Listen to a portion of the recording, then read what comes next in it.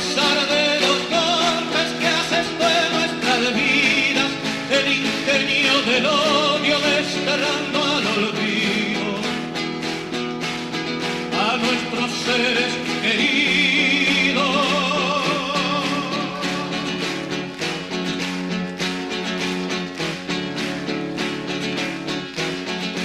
Todavía cantamos, todavía pedimos, todavía soñamos, todavía esperamos que nos digan a dónde han escondido las flores que aromaron las calles persiguiendo un destino. ¿Dónde se han ido?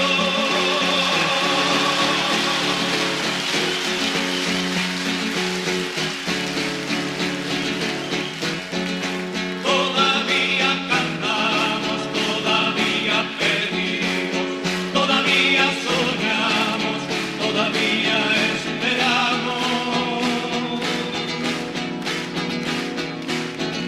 que nos den la esperanza de saber que es posible que el jardín se ilumine con las risas y el canto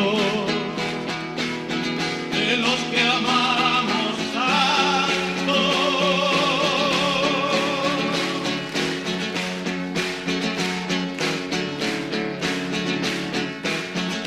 Todavía cantamos, todavía pedimos, todavía soñamos, todavía esperamos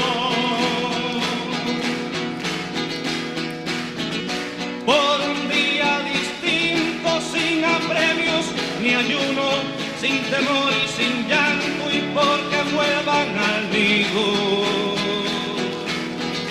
nuestros seres